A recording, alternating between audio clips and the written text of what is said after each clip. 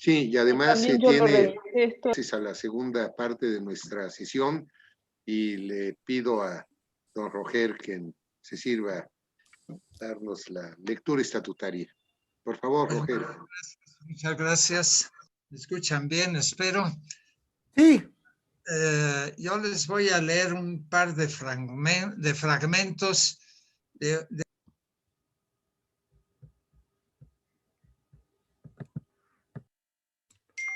Perdón, Roger, perdón, te perdimos. Ok, alguien los... Si me hicieras favor de comenzar otra vez, como se está grabando. Yo les voy a leer un par de fragmentos de un ensayo que está en proceso, que estoy escribiendo. Es un ensayo político, politológico, sobre diferentes temas, ustedes van a ver, pero centrado desde luego en la realidad mexicana contemporánea. Esos fragmentos son los siguientes, se los voy a leer. En México hay signos alarmantes que indican que nos enfrentamos al peligro de una deriva autoritaria. Es importante reflexionar sobre pues no es un fenómeno que se limita a la personalidad del presidente, desde luego, sino que es un fenómeno más amplio, complejo y extendido. Quiero reflexionar sobre este problema comenzando o partiendo de las experiencias que ocurren en otras partes del mundo. En algunos años se ha extendido una preocupación por el futuro de la democracia. Hay señales inquietantes que han provocado que salten las alarmas, tanto en los medios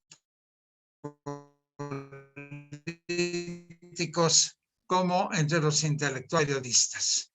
Se publican libros en los que se examinan las crisis de las democracias o en los que se vaticina su muerte. En América Latina, donde las democracias tienen pocos decenios de existencia, ha cundido el temor cuando las encuestas han mostrado que decrece el número de personas que apoyan la democracia.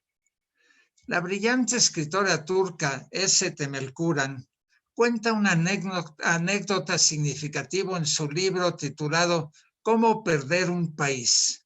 Los 7 pasos de la democracia a la dictadura, publicado en español en 2019. En 2016, a raíz de un fallido y extraño golpe de Estado, ella dio una conferencia en Londres para explicar que en Turquía un gobernante populista había eliminado el régimen democrático. Una mujer del público, consternada, le hizo la pregunta típica: ¿qué podemos hacer por usted? La escritora era vista como una víctima necesitada de ayuda, lo que la irritó, pues le pareció que la trataban como un bebé panda en busca de ser adoptado. Ese Temelkuran se burló de la confianza de su público británico, de esa confianza que tenía en la inmunidad de su país frente al malestar político que arruinó a Turquía en 2016. Y les dice, lo crean o no, lo que sea que le haya pasado a Turquía, también los amenaza a ustedes. Esta locura política es un fenómeno global. Así que, continuó diciendo la escritora, en realidad, ¿qué puedo yo hacer por ustedes? En aquel momento, muy pocos creían que el Brexit que acababa de ganar en un referéndum llevaría a separarse de Europa. Igualmente, la mayor parte de la gente no creía que Donald Trump pudiese llegar a la presidencia de Estados Unidos. Se creía que esos fenómenos populistas ocurrían solamente en las zonas periféricas como en la Hungría de Víctor Orbán, la Turquía de Erdogan o la Venezuela de Maduro. Pero ahora sabemos que las ideas de Nigel Farage triunfaron en el Reino Unido, encarnaron en el primer ministro Boris Johnson y han llevado al Brexit. Hemos visto que Trump llegó a presidir el país más poderoso de la Tierra y observamos que los populismos de derecha crecen como hongos y se fortalecen en muchos lugares de Europa. Se trata de procesos en los cuales se transita por la vía democrática hacia condiciones autoritarias que pueden ser calificadas como postdemocráticas. El resultado son regímenes sustentados y legitimados por una amplia base popular que adquieren rasgos dictatoriales más o menos. Hay quienes agregan a este espectro postdemocrático a países como China y Rusia, aunque no se puede decir que transitaron al autoritarismo a partir de una situación democrática previa. El ejemplo de Venezuela es paradigmático.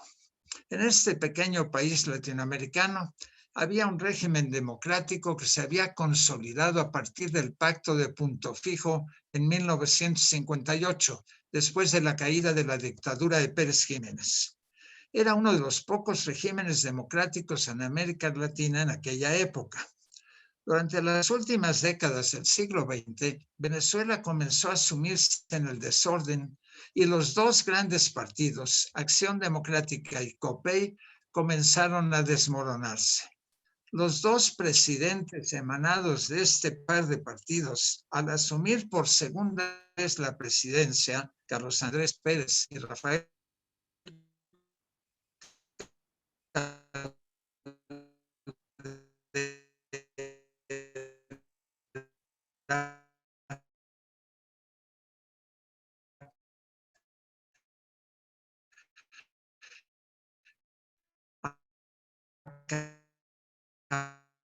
acabaron de dañar el militar Gómez en 1998. Al año siguiente, un Chávez presidente inició la revolución bolivariana que abriría el paso a una época postdemocrática en Venezuela que dura hasta hoy. En Turquía, por su lado, el régimen populista autoritario se consolida también a partir de un extraño y confuso intento de golpe fallido, de golpe militar ocurrido en julio de 2016. El presidente Erdogan, con gran habilidad, manipuló la situación política después del sospechoso golpe y realizó una gran purga entre los militares y los jueces. Decenas de miles de ciudadanos fueron detenidos y el poder autoritario de Erdogan quedó bien apuntalado con una amplia base popular. El caso de Rusia es interesante debido a que la política postcomunista tiene similitudes con las situaciones venezolana y turca. Rusia, según el análisis del Timothy Snyder en su libro The Road to Unfreedom, Russia, Europe and America, de 2018, avanzó un peculiar camino hacia la no libertad, un régimen no propiamente totalitario ni brutalmente dictatorial, pero claramente no democrático. El camino que va de Gorbachov a Putin, pasando por Yeltsin, desemboca en un capitalismo construido a partir del saqueo de los bienes estatales, un sistema cleptocrático que no conserva del antiguo socialismo más que los rasgos autoritarios, los hábitos policíacos y la capacidad populista de atraer a las masas. No es de extrañar que el presidente Putin haya encontrado afinidad con el gobierno chavista de Venezuela. Por ello, ha decidido apoyarlo a pesar de que Rusia está muy lejos del socialismo soviético y de que el gobierno venezolano ha pretendido alcanzar un socialismo, un llamado socialismo del siglo XXI, aunque solo ha logrado estancarse en un capitalismo destartalado. Rusia también encontró afinidades con un candidato a la presidencia de Estados Unidos que pocos analistas creían que iba a ganar, pero sí ganó. Donald Trump fue celebrado por los gobernantes rusos como si ellos lo hubieran postulado. A fin de cuentas, Trump era un empresario fracasado y en bancarrota que había sido rescatado por capitales rusos de dudosa limpieza. Este historiador Snyder analiza con mucha agudeza la relación entre Trump y los intereses rusos. La influencia rusa en el proceso electoral de 2016 que llevó a Trump al poder es muy evidente. El gobierno ruso ya había experimentado en el Reino Unido la manera de favorecer a las redes sociales la idea del Brexit. El examen de la intromisión del gobierno de Putin en las elecciones de 2016 es un punto de partida que le permite a Snyder ofrecer un panorama del endurecimiento del autoritarismo que culmina con el triunfo de Trump. Podemos observar tendencias postdemocráticas en el Brasil de Jair Bolsonaro, la Hungría de Víctor Orbán, la India de Narendra Modi y sin duda también en el México de López Obrador y en muchos otros lugares. En cada uno de estos ejemplos encontramos rasgos de una derecha populista que se expresa en formas muy diversas, pero en ninguno de estos casos se ha consumado una constitución postdemocrática plena, como ocurrió en Turquía y en Venezuela. No lo son tampoco casos como los gobiernos, obviamente, de Donald Trump y de Boris Johnson, que funcionan en contextos democráticos antiguos y consolidados, donde es difícil pensar que podrían enraizar la alternativa postdemocrática, aunque siempre hay que estar alertos ante las posibles sorpresas que ocurren en la historia política. Lo que me parece un fenómeno inquietante que hay que estudiar es la aparición de dictaduras que han surgido a partir de democracias. Podremos así comprender mejor las situaciones en las que, aunque no surge una dictadura, considerablemente la democracia y se produce una deriva autoritaria. Yo me pregunto, ¿está México avanzando por un camino postdemocrático? Sin duda, el populismo que caracteriza la política de López Obrador nos indica que hay un terreno fértil para que crezcan tendencias autoritarias que nos arrastren hacia una condición postdemocrática. Hay que agregar el hecho de que México apenas salió de un largo periodo autoritario hace poco más de 2 décadas y que la sociedad alberga todavía fuertes corrientes restauradoras que añoran al antiguo régimen. 2 décadas de alternancia política son poco tiempo para consolidar las nuevas instituciones y hábitos democráticos. La combinación de los efectos destructivos de la pandemia de COVID-19 con la política económica desastrosa del gobierno pueden desembocar en una situación dramática que auspicie el autoritarismo. Aunque también, hay que decirlo, pueden desgastar la legitimidad del régimen que además no está logrando controlar la crisis de inseguridad y violencia homicida que vive el país. El desenlace dependerá de la amplitud de las reservas democráticas depositadas en la ciudadanía y en los partidos de oposición. No hay que menospreciar el peligro de caer en una condición postdemocrática. Lo ocurrido en varios países muestra que la democracia puede engendrar monstruos que acaben con ella. Los discursos agresivos del presidente contra la prensa crítica y los intelectuales independientes son una señal que no augura nada bueno. Hay señales que muestran que el gobierno está dispuesto a recurrir a medidas autoritarias para apoyar su línea política y marginar a la oposición. López Obrador ha perdido, creo yo, la batalla en el terreno intelectual y eso lo irrita mucho. Por ello, ataca constantemente a los intelectuales críticos.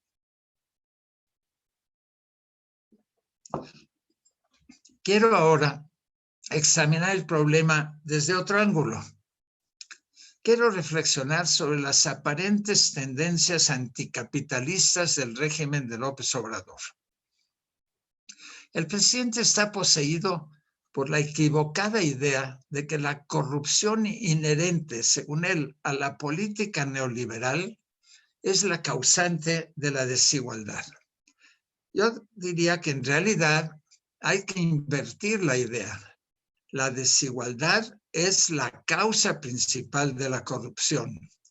Es la desigualdad auspiciada por la economía capitalista, especialmente si se trata de un capitalismo clientelar de cuates, la que fomenta la corrupción. Pero este tema no lo voy a desarrollar ahora. El presidente está convencido, como decía, de que la corrupción puede ser atacada mediante la austeridad. En consecuencia, se ha propuesto limpiar al capitalismo de la escoria ideológica neoliberal para purificarlo y llegar a una economía limpia, soberana y autosuficiente. Quiere que la burguesía pase por el colador de su moralina depuradora para que, una vez lavada de sus pecados neoliberales, se convierta en una clase real pura, alejada de la globalización y orientada por los sanos valores nacionalistas. No quiere reformar, sino purificar. Pero yo me pregunto, ¿existe un sistema capitalista limpio y puro? Es obvio que no hay tal sistema. Lo que sí puede frenar las tendencias capitalistas a generar cada vez más desigualdad es el denso tejido cultural de costumbres, instituciones e ideas que en las sociedades democráticas y avanzadas ha crecido como una coraza contra la voracidad y la corrupción. En México, ese tejido desgraciadamente es muy delgado y el gobierno de López Obrador lo está erosionando.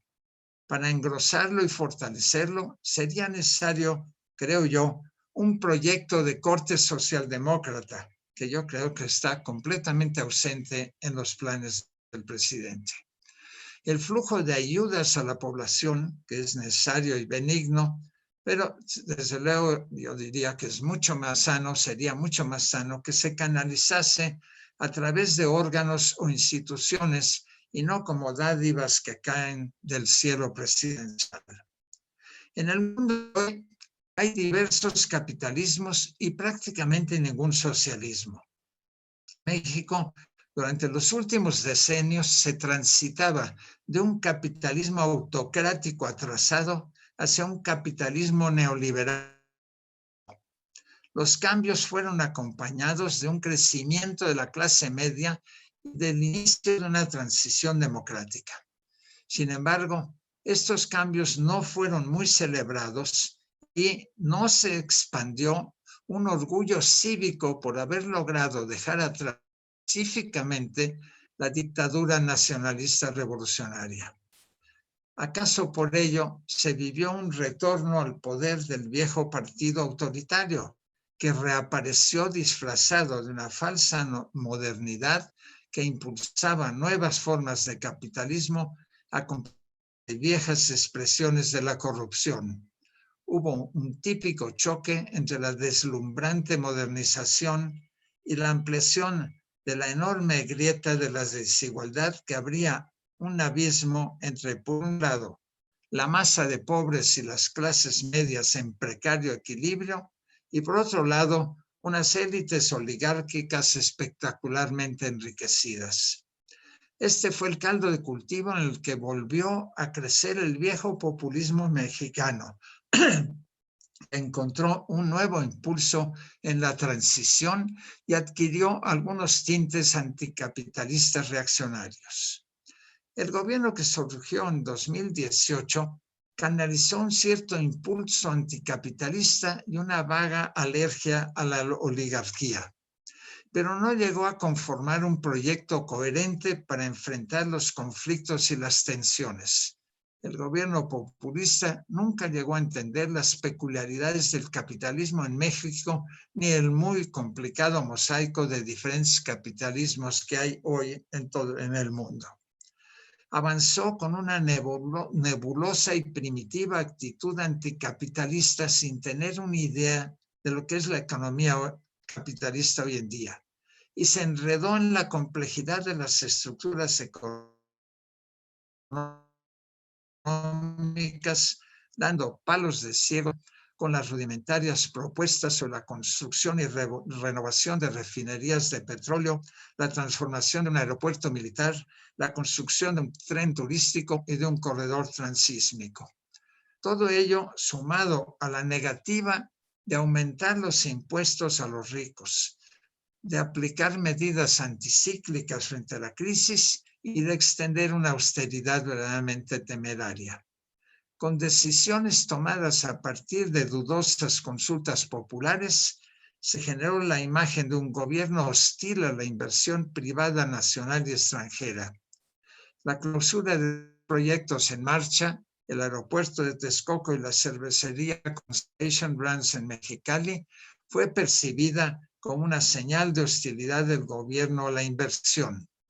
No fue un acto radical encaminado a abrir paso a una economía alternativa, sino un gesto de sabor anticapitalista sin más propósito que afirmar el poder autocrático del presidente, pero que generalizó la desconfianza de los empresarios en la economía mexicana. Los esfuerzos del gobierno por alentar al empresariado a renovar sus inversiones han dado resultados magros. A mi juicio, el problema con el populismo de López Obrador es que espanta a los capitalistas sin ofrecer ninguna alternativa real. El resultado es la confusión. Tras haber colocado obstáculos inútiles al proceso económico y lastimado las inversiones con un propósito político dirigido a ampliar el autoritarismo. Podría suceder que el desconcierto acabe generando una tensión crítica que resulte en ocurrencias inesperadas e imprevisibles del presidente y su grupo gobernante. La confusión acaba provocando un efecto paradójico, un poder impotente, es decir, una condición en la que el poder autoritario se mueve en sí provocado por el desorden que reina en el gobierno y por la falta de salidas.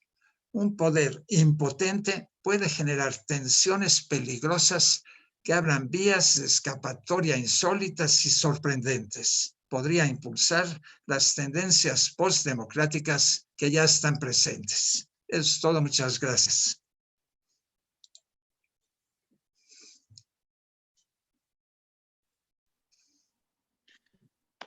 Muchas gracias, Roger, por este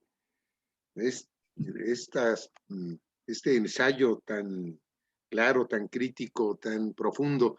Habíamos dicho que necesitábamos en la academia quizás un internacionalista, y ya tenemos un internacionalista, porque has podido colocar el problema mexicano en un contexto muy amplio, y la verdad creo que tu análisis ha sido de una gran lucidez.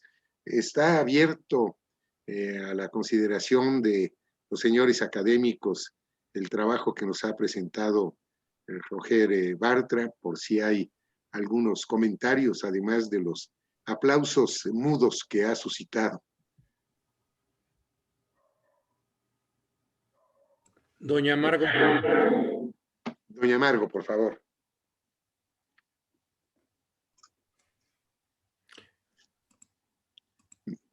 Su micrófono, doña Margo, está cerrado. Ya no sé dónde estoy. Y ahora sí ya puede hablar. Me pareció impresionante tu análisis, y me parece muy importante en este momento en que hay una cantidad de reacciones contra lo que está pasando, pero no hay un análisis claro. Y el tuyo me parece perfecto en este momento. Y me parece que tenemos que tener mucho cuidado, porque la gente está de acuerdo en que el PAN, PRI, etcétera, estén en contra de López Obrador, pero no creo que sea la solución. ¿Qué piensas tú de eso?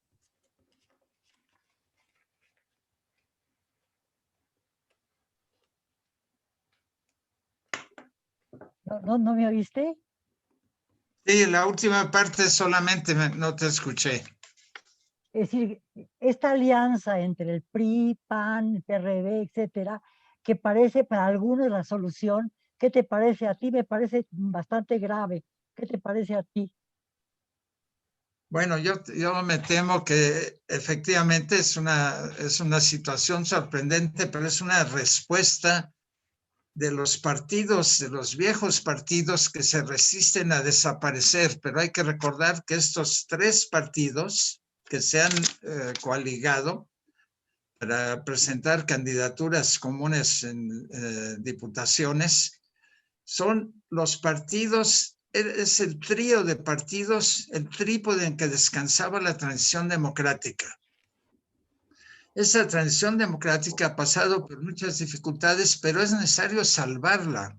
Y salvarla implica salvar de alguna manera a estos partidos. O deben salvarse ellos, no nos vamos a salvar nosotros los ciudadanos, pero podemos presionar.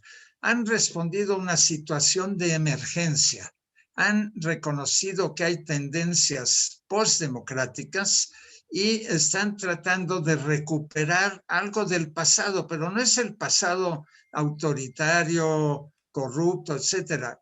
Es la transición democrática que desgraciadamente el presidente quiere tirar a la basura conjuntamente con el viejo autoritarismo, con el viejo régimen. Gracias. ¿Alguien más? Don Fernando Serrano. Primero, felicidades, Roger. Tú y José Luis Díaz tienen la ventaja de que siempre que los oigo en las presentaciones académicas, estatutarias, logran angustiarme. Después de oírte a ti y a José Luis, nunca puedo dormir. Pero a mí me surgen una serie de dudas. Todo tu diagnóstico es perfecto, pero no hay una reacción en la oposición. ¿Por qué? Se ha hablado de un Estado fallido. Yo creo que el Estado fallido no existe, o que un gobierno fallido tampoco el gobierno fallido, pero sí una clase política que ha estado fallida los últimos sexenios. Y quizá esto es una reacción a lo fallida que ha estado la clase política. Y después, tú planteas muchas de las reacciones y de las acciones del actual gobierno como si pertenecieran a un programa preestablecido, a una idea clara de lo que se quiere.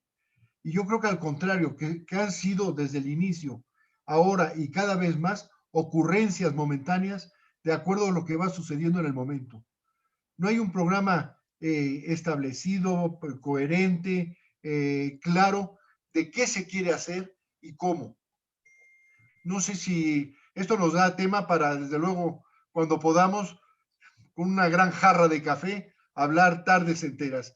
Pero, desde luego, la situación a mí me angustia, me preocupa, y no veo a la sociedad en general, y sobre todo a los actores políticos, con la capacidad o el deseo de actuar frente a lo que está pasando.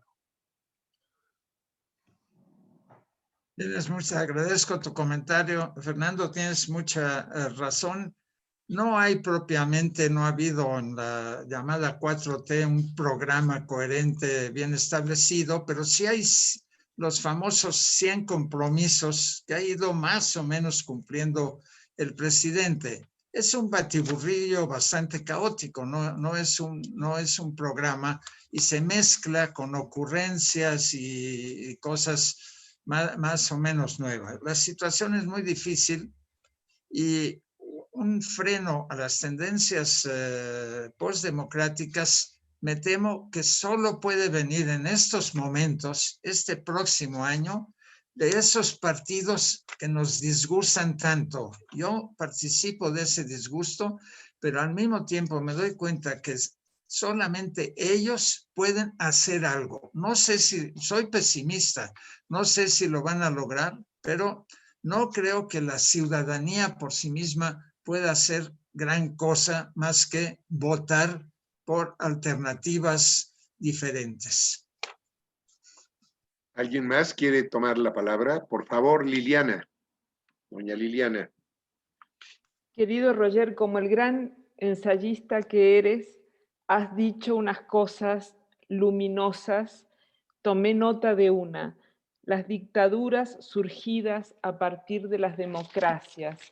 es una idea la que nos dejas muy impresionante, esta idea de que la democracia puede crear monstruos, ¿no? O para recordar a Goya, el sueño de la democracia crea monstruos.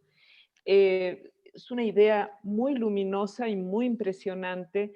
Recuerdo haber escuchado hace pocos días a Arjun Appadurai, una conferencia de Appadurai, hablando en el mismo sentido de Modi, ¿no? Diciendo que, bueno, que Modi en la India da la apariencia de un gran demócrata y sin embargo está avanzando contra los musulmanes, incluso contra los intocables, y todas las tensiones que estas aparentes nuevos regresos a los nacionalismos, que ya no pueden ser los regresos como estaban pensando, es una nueva reformulación de los nacionalismos, genera un cuadro muy complejo. Y esta mirada que has dado también a lo que está pasando en varios lugares del mundo es muy iluminadora. Te agradezco por estas ideas. No somos optimistas al respecto, pero bueno, siempre se agradece esto que da el ensayo, que es la capacidad de entender, ¿no? Y de ver estas cosas.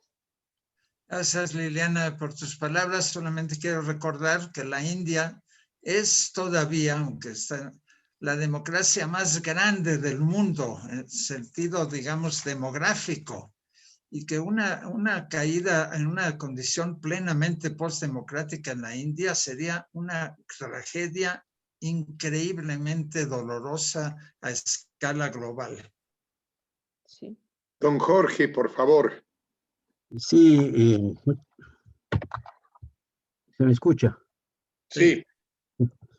Felicitar ampliamente a Roger y me quedo sobre todo con el sabor que detrás de esta figura presidencial hay una combinación extraña de libertario, de derecha tipo norteamericano, donde el cubrebocas es equivalente a la mordaza, y esa especie de sepulturero del Estado laico en su esencia, eh, siempre con la ayuda de estampitas, con moralina y con otros datos. Esto me parece que se acerca mucho a ese esquema que también mencionaste de Erdogan con el islamismo, apoyarse precisamente en el islamismo para sostenerse en el poder de manera extensa y larga.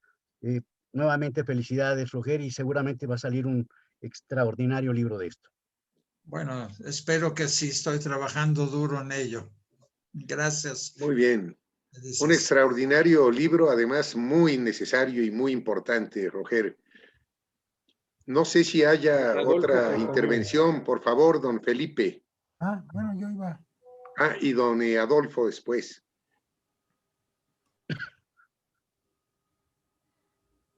El micrófono, Felipe. Entre los temores con los que yo en lo personal vivo, en primer lugar, muchas felicidades, Roger, porque la plática fue de una claridad estupenda. Y de lo que yo voy a hablar es exactamente de lo contrario, de un panorama en donde la claridad se quiere borrar, se quiere anular. Estas ocurrencias extrañas que el presidente tiene con regularidad, quizás no son tan ocurrencias, quizás están algo más planeadas de lo que parece. Es decir, da lo mismo, el presidente dice, vamos a descentralizar las secretarías de Estado y las vamos a colocar en quién sabe cuántas ciudades, y después ya se deja de hablar de eso y se habla de otra cosa. Y vamos a acabar con el huachicol, y durante 3, 4 meses hay un gran escándalo alrededor del huachicol y todos los días hay noticias sobre eso, y después el huachicol sigue igual que siempre, pero ya no se habla de eso, sino que se sustituye por otro tema más o menos igualmente descabellado.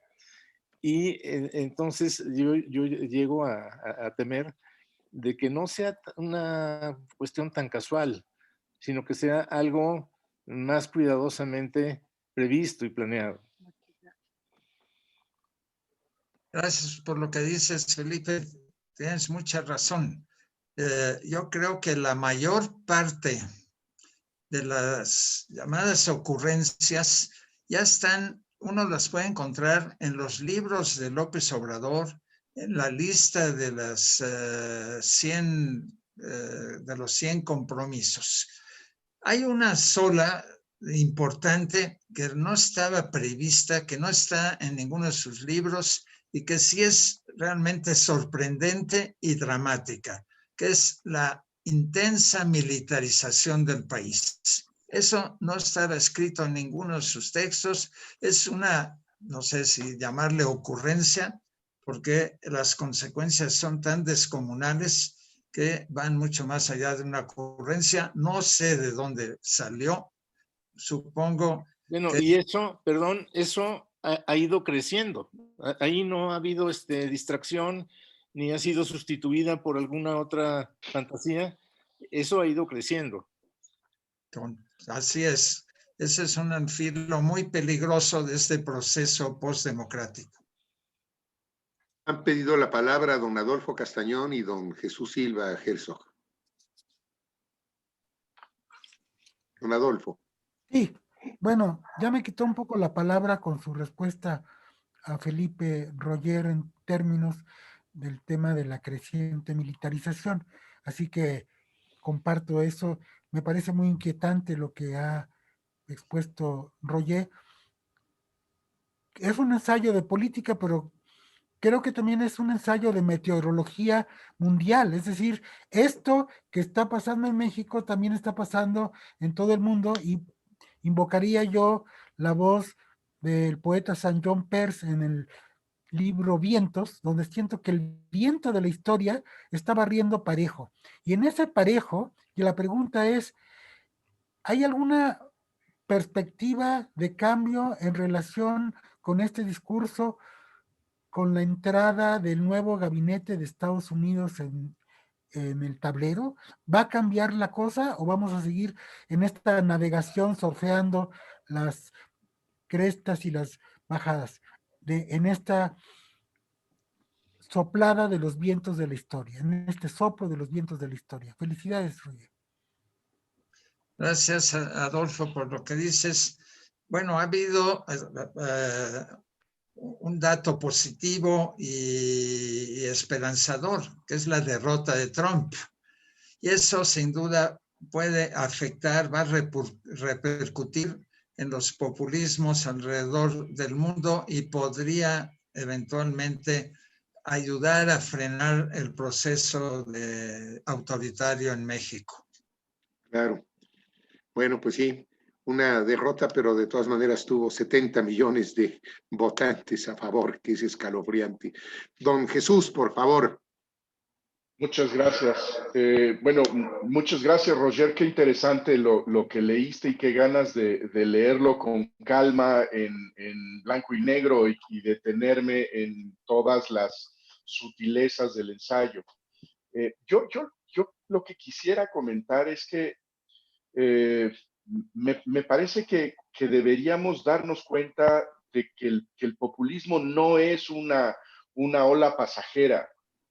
Creo que en esto, por ejemplo, en esta reflexión sobre la implicación de la derrota de Trump, nos vamos un poco con la apariencia de que este fue un paréntesis en el curso de la democracia liberal norteamericana. Yo creo que el populismo está para quedarse. Creo que es muy sugerente lo que dice Pierro Sanvalón desde el título de su nuevo libro, donde habla del siglo del populismo. Y me parece que habría que echarle un ojo a las condiciones que hacen que el populismo tenga en nuestro tiempo vehículos, tecnologías, emociones de su lado, y que la democracia liberal sea tan débil para confrontarla. Porque si hablamos de nuestros dispositivos de comunicación, de lo que dice también Rosa Balón, de este régimen de las emociones, pues parece que sí tiene en muchos sentidos mano el discurso populista frente a esta fragilidad de la democracia liberal, ¿no? Chucho, tienes toda la razón. El populismo no es un fenómeno pasajero y es en realidad un fenómeno antiguo, especialmente en Estados Unidos. Yo creo que podemos rastrear el populismo norteamericano desde el siglo XIX, si no es que antes.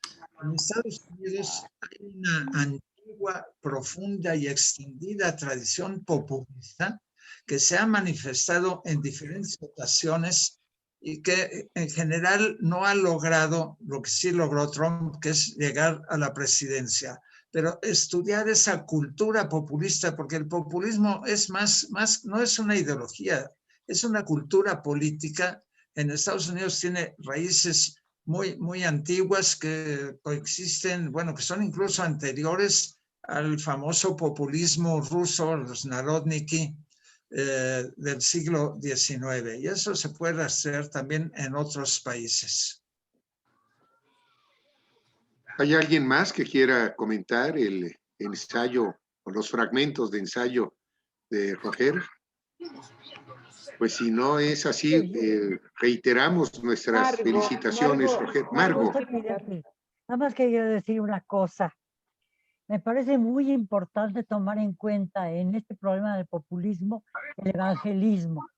En Estados Unidos ha sido muy popular el evangelismo y se ha exportado a todo el mundo. Se ha exportado a Brasil, se ha exportado a Argentina, todo Centroamérica, Yucatán, hay evangelismo. Esos son los problemas más graves del populismo y creo que ahí está ganando Trump y mucha gente. Y en México también tenemos el mismo problema. El evangelismo es muy terrible. ¿Qué piensas de eso? Tienes toda la razón, Margo. Habría nada más echar un vistazo a Brasil, a la política brasileña, para ver la enorme importancia de esto que estás diciendo. Y en México, desgraciadamente, hay también inclinaciones evangelistas y cristianizantes muy extrañas en el propio presidente, que son muy inquietantes y que se han cristalizado en esta guía ética que está empezando a circular. Claro. Muy bien. ¿Alguien más quiere tomar la palabra? Muy bien, pues antes de terminar esta sesión, es un poco difícil decir felices fiestas, porque en una tarjeta que íbamos a enviar a todos los miembros de la academia y a los amigos de la academia, que decía felices fiestas, doña Concepción Compani en la mesa directiva dijo que era un poco contradictorio el hablar de felices fiestas en este año tan adverso y tan complicado, o sea que solamente estamos deseando que el próximo año no sea tan desventurado como este. Generalmente en esta última sesión del año hacíamos una cena o un brindis y nos deseábamos muchas felicidades. Ahora no podemos hacer un brindis presencial, pero pues les deseo y nos deseamos, creo que todos, que las condiciones para el próximo año sean menos adversas, por no decir más venturosas. Muchas gracias y muchas felicidades, y felicidades con estas comillas muy bien puestas. Señor director, perdón la interrupción. Don Jesús Silva Herzog está proponiendo que si hacemos una foto en Zoom. Nada más les quería comentar. Ya la tenemos. Sí, que, adelante, Antón. Gracias. Que en el anuario, esta es la foto del anuario 2020. La pueden ustedes encontrar ahí en el archivo que se les mandó hoy. Es más o menos, creo, lo que estaba imaginando también don Jesús. Qué bueno. Sí, ahí estamos todos los académicos. Ya las tenemos entonces. Muy bien. Pues hasta luego, que les vaya muy bien. Nos veremos el año que entra. Que la pasen bien y muchas gracias. Que sea un buen año. Muchas gracias. Abrazos con mucho cariño Hasta para luego. Sí, Buenas hasta noches. luego. para ustedes. Mucho cariño para Qué todos. gusto Buenas escucharte. Felicidades a todos. Felicidades. Hasta luego. Felicidades, Cariño. Muchas vacaciones. Felicitaciones. Abrazo. Igual para todos. Felipe, Aurelio. Abrazo y mucha salud para todos. Váyanse cuidando. Adiós, adiós. Felicidades. Liliana, desde luego, Antonio, Un gusto. Adiós. Fernando. Un Jorge, gusto. Felicidades a Fernando, todos. Felicidades, Un abrazos muy abrazo. fuertes. Abrazos, Alejandro, Germán. Gracias. Qué Gusto, saludos Adolfo. Dios. Voy a extrañar la empanada de Aurelio. O sea, prometo hacer empanadas. Hay que esperar al Existe el brindis Uber Eats, hasta que Aurelio. Nos vemos, Pedro. Hasta luego. podamos. Vamos a ver. Pía, Hasta buenas luego. noches. María Pía, buenas Buenas noches a todos. Un Felicidades a abrazo. todos. Buenas noches. Luego, Hasta luego, Felices- Felipe. Un Gratas abrazo. fiestas, Pedro. gratas vacaciones. don Todos, Gonzalo, Alma, felicidades. Avanzar un poco. don Raúl, Gonzalo un anda todavía abrazo. por ahí. Un Buenas abrazo. noches, Un abrazo. Felicidades, Alma. Muy buenas noches. Gracias por todo su Felicidades, apoyo, Alma. Héctor. Tarcisio, Felipe. Antonio, felicidades. Felipe, Un ¿te abrazo, puedes quedar un Aurelio. momento, Eso es Felipe? lo que te quería pedir. Sí. Hasta luego. Buenas noches. Roger, de Buenas nuevo, hasta noches. luego. Vivan los ajolotes. Nos vemos pronto en enero. Nos vemos, Roger. Germán, Gracias por escuchar. Hasta Vicente, pronto. felicidades, que todo vaya muy bien el año que entra. Yolanda, hasta luego. Margit, Tarcisio, todos. Qué gusto. Ese es especialista en lenguas. Antonio, mil gracias por todas tus gestiones. Te Gracias a seguiremos ti, en Fernando. Muy bien.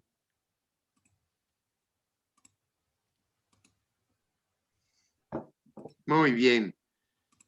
¿Qué tal, Felipe? ¿Cómo estás? Bien, Gonzalo, bien. No asistí a la reunión anterior porque estaba con Jimena terminando el libro que quedó Sí. terminado. Qué bueno. Ya con 90 páginas en números redondos. Y ella se pondrá de acuerdo con Antonio ahora para que esto se pueda mandar a la SEP. Muy bien. Oye, pues Pero- muchas gracias, Pero Felipe. está completo. Vamos a ver qué sucede. Sí, yo ya, bueno, pues estoy a la espera de que haya una respuesta por parte de la UNESCO para que puedan ya darnos los recursos que estamos tan necesitados de ellos, porque lo que tenemos son ya muchas deudas. También le escribí a el secretario de la NUYES, que es un exalumno mío, para ver si se puede agilizar el trámite y que podamos contar con los recursos que nos deben en este mismo año para tratar de enfrentar y de solventar y saldar las deudas que tenemos. Muchas gracias, Felipe, porque sé que has trabajado de manera extraordinaria para poder hacer este libro. Qué bueno que hubo colaboración de tantos académicos. Hubo una muy buena respuesta. Qué bueno. Y a mí me acaba de hablar el secretario de Educación. Bueno, trató de hablar conmigo, pero estaba yo en sesión y no pude atenderlo. Y supongo que es para ver el asunto del apoyo de la academia para que se siga trabajando en el Canal 11. En la Supongo. mañana hablamos de eso y tuvimos ya una primera respuesta en el sentido que sabemos que lo que se está viendo ahora son los programas de enero. Todo parece indicar que sí habría que seguir trabajando ahí. Quizás se podría suspender unos pocos días muy cerca ya de tanto la Navidad como el Año Nuevo. Pero es así, ¿verdad, Antonio? Es correcto. Estamos en eso, estamos en espera de que la gente de CEP pues, nos dé un poco de luces de qué vendría ahora. Y es lo que me quisiera yo poner de acuerdo con don Gonzalo para que quizá tú pudieras comentar, Gonzalo, las dudas que tenemos concretas es si ellos van a seguir produciendo programas en este periodo vacacional y si van a requerir que nosotros sigamos en este periodo vacacional haciendo las revisiones. Eso por un lado, porque eso pues, nos modificaría bastante el esquema. Y el otro es el periodo de revisiones del siguiente contrato. El contrato que firmamos fueron 10 semanas y media, fue del 1 de octubre al 9 de diciembre, es decir, ayer terminó el contrato. ¿El 1 de octubre? Del 1 de octubre, el contrato, estoy hablando de lo que firmamos. El contrato que firmamos establece el periodo del 1 de octubre al 9 de diciembre y con impuestos ya incluidos fueron 700,000 pesos. Nosotros en realidad vinimos trabajando desde el 20 de agosto, pero ellos siempre insistieron que solo nos podían pagar de octubre a el 9 de diciembre. Entonces, dependiendo del plazo que quieran, creo que esto se puede tomar como base para pues, decir, muy bien, si quieres ahora, digo, ahorita fueron 2 meses y medio, si vas a querer 6 meses de... Es decir, ¿cuánto es al mes? Pues mira, son 700,000. 1 de octubre a noviembre a diciembre. Fueron 2 meses y 9 días. La verdad fueron 3 meses, porque empezamos en agosto. Digamos que 3 meses. Pero eso no nos lo pagaron, eso casi lo hicimos gratis. Okay. Sí. Entonces están siendo al mes aproximadamente 300,000 pesos. Sí. Ahora, quizá este señor de la SEP nos diga y nos rebote, que diga que eso es problema de Canal 11. El problema es que ahorita Canal 11 está acéfalo. El que era el director de Canal 11... Ah, sí, se fue de diputado, ¿no? Es senador y se regresó a su curul porque se murió su suplente. Así es. Entonces, ahorita, si nos dice la gente de la SEP, eso negócienlo con ustedes, yo creo que con la claridad que tú tienes, habría que decirles, perdón, pues el Canal 11 depende de ustedes y pues sí, el periodo que quieran, pero ya está establecido un parámetro mínimo que de hecho la academia no gana un centavo con eso. Sí. Muy bien, yo a él no le hablaré nada de que la academia tiene la intención de quedarse con una parte de esos ingresos. Diré que seguiremos trabajando exactamente igual y lo que sí tenemos que acordar con los colaboradores es un pago distinto del que se les ha venido dando, porque también es verdad que el trabajo ha, al parecer, menguado un poco, ¿no? Sí, totalmente. Ana, tú eres revisora. De las primeras semanas a estas últimas semanas, creo que han llegado muchos menos materiales, ¿no? Bueno, de hecho yo antier revisé 6 programas, creo que nunca había revisado tantos. Ah, ya. Pero no pero sé. porque es el cierre, seguramente, ¿no? Es muy probable, sí, pero yo diría que estamos quizá con un poquito menos de trabajo en la semana en general. Bueno, yo voy a mantener la solicitud y ya después el otro es un problema o una situación que arreglaremos en lo interno, ¿no? Exactamente. Y si quieren que... Yo solamente enfatizaría eso, que en Canal 11 ahorita no hay con quién negociar. Sí. Bueno, y la entonces, pasada, la vez pasada yo negocié directamente con con Álvarez Lima. Pero ahora, ¿qué alternativa tenemos? Es decir, ¿qué vamos a hacer? Que la SEP, sobre todo si tiene este señor... Ahorita ya te mandé su cargo. Te mandé por WhatsApp su cargo. Es el coordinador de órganos desconcentrados y descentralizados de la SEP. Bueno, pues es coordinador el Canal 11 debe de ser un organismo descentralizado de la SEP, ¿no? Sí, Bien. él tiene un cargo altísimo, es casi subsecretario. Entonces, pues que Bueno, nada le más, voy a decir que ellos negocien, ¿no? Y que pues, sí, exacto. sí, está bien. Bueno, seguramente me hablará mañana. Él quedó de... Bueno, yo le dije que no podía, que estaba en sesión plenaria, que nos hablaríamos, que me hablara o más noche o mañana. Entonces esperaré, a ver, a lo mejor me habla hoy o a lo mejor mañana. Y Bien. no sé si quieras que se te presente el proyecto de la antología, ¿ya lo tiene Alma? Ah, sí, cómo no, me encantaría. Me lo mandó Jimena hace unos Está calientito minutos. todavía. Sí, son 91 páginas en total del PDF. Ustedes me dicen cuando lo vaya bajando. A ver, ya. ¿Qué?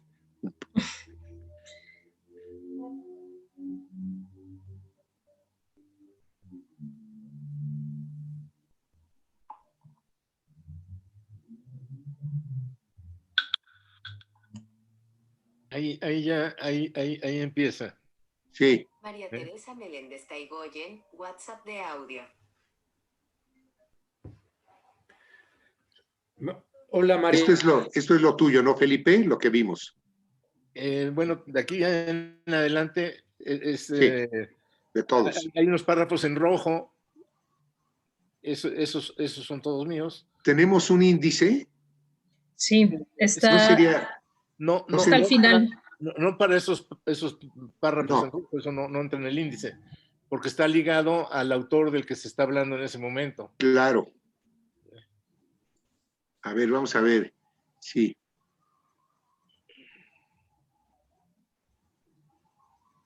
Sí, ¿cómo debe ser nuestra nación? ¿Eso de quién es? ¿No tiene autor? Morelos. Eso es un párrafo de Morelos. Una carta de Morelos a Quintana Roo. Habría que ponerle Morelos, ¿no? Sí.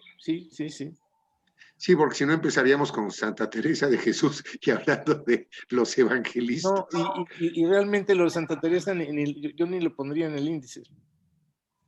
Porque son 2 líneas. Ah, está bien. Es una especie de pensamiento de Santa Teresa. Están muy bien las 2 líneas, pero ahora que revisemos esto con Jimena, muy bien, a ver, síganle. Eso no lo pongamos en el índice. Pero a ver, ¿es para que yo lo vea nada más? Sí. Ahora.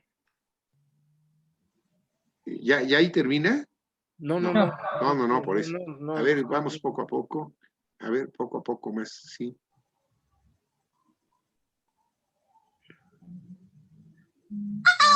Muy bien.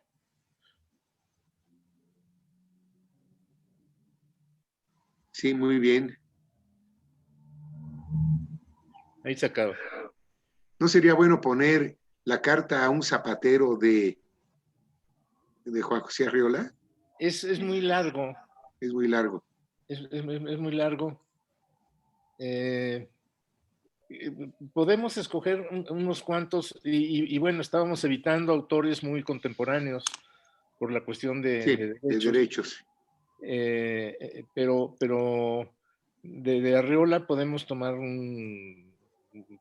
por ejemplo, de la carta del zapatero, no hace falta ponerla toda. Claro. Pero ahora, ya sobre esto que está terminado, digamos, tenemos tiempo, espero, Antonio, lo mandamos a la SEP, de acuerdo, pero nosotros... Es que creo que está hablando precisamente con alguien de la SEP. Sí. Pero nosotros, porque viendo la totalidad de lo que está puesto en el libro, quienes han apoyado enviando textos van a poder elegir otros textos, así como tú lo hiciste con el tuyo de los libros, y ya con una idea de cómo es el libro más o menos, entonces claro. puedes sí, muy bien. Pensar cómo redondearlo, cómo lo... Sí, claro, no, pero muy puede bien. Quedar muy bien. Oye, ¿y la portada quién la hizo? Pues Jimena y Alma, no sé. A ver. No sé qué digan en educación pública. Fue Jimena, pero yo la apoyé, a mí me parece. Pues es para jóvenes de Me secundaria. gusta, a mí me gusta la portada. Bien. Muy bien. No, pues muy bien. Vamos a ver qué nos cuenta Antonio, con quién estará hablando. Muy bien. Sí, Pues felicidades, y Felipe. Antonio lo puede repartir. Yo diría, lo podemos repartir con la gente que ya mandó cosas, sí, porque está interesada en el proyecto, porque de casi todos hubo manera de poner algo. Sí. Entonces, es más fácil seguir con ellos Claro. a los que no han... Sí, me parece muy sensato. Me llama mucho la atención la ausencia de las académicas. Sí, me decías. No hay... Bueno, Liliana mandó un textito de Ignacio Ramírez, pero fuera de eso no hay nada de ninguna. A Margo le estamos poniendo tomados de uno de sus libros, me acuerdo de, yo también me acuerdo, creo que es el título, sí. Y de ahí estamos tomando, igual que de Santa Teresa, algunas colaboraciones que son renglón y medio, o 2 renglones, cosas muy, muy cortitas,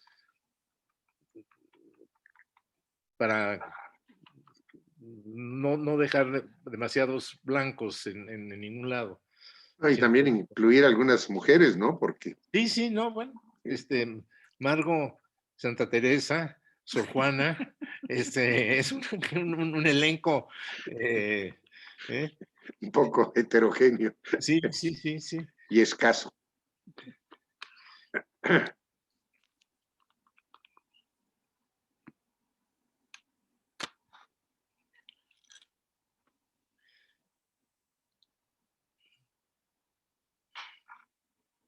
Ojalá que ellos tengan prisa en cerrar las condiciones, el contrato y todo lo demás, y no tanta en sacar el libro, que estén pensando en sacar, yo creo que no tiene caso sacar un libro en diciembre, si estarán pensando fines de enero o algo así.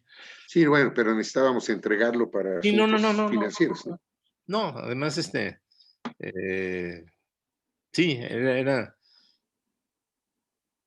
pero creo que sobre lo que está hecho será muy, digamos, fácil, entre comillas, colocar algunas piezas que redondeen la obra. Sí. Muy bien.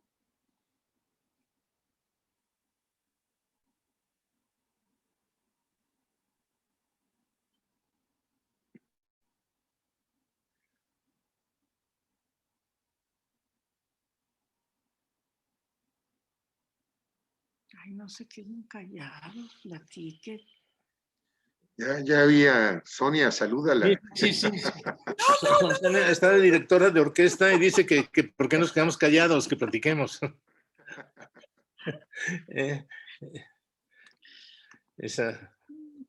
Saludos, Sonia, querida.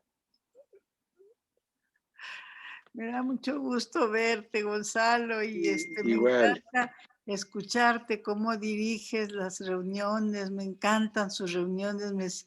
Lo único que me gusta de la pandemia es que puedo entrar a sus reuniones. Bueno, eso está bien. Bueno, a veces son un poco pesadas o aburridas, ¿no? Bueno, hay muchas... Las lecturas secundarias las está disfrutando. No, hombre, esas son maravillosas.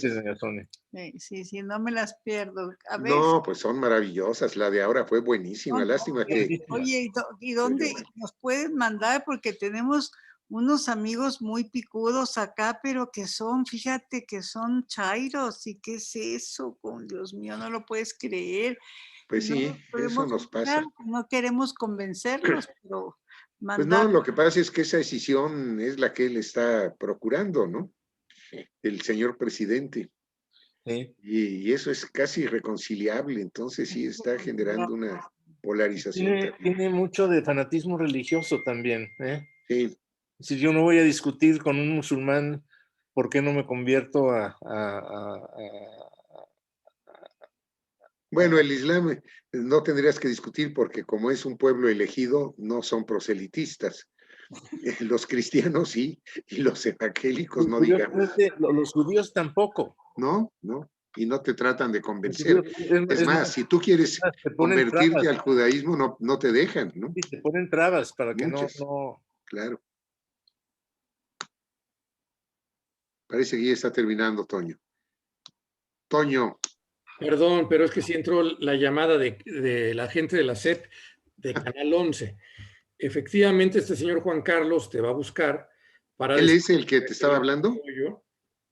Que requieren apoyo para hasta el 18 de diciembre de este año.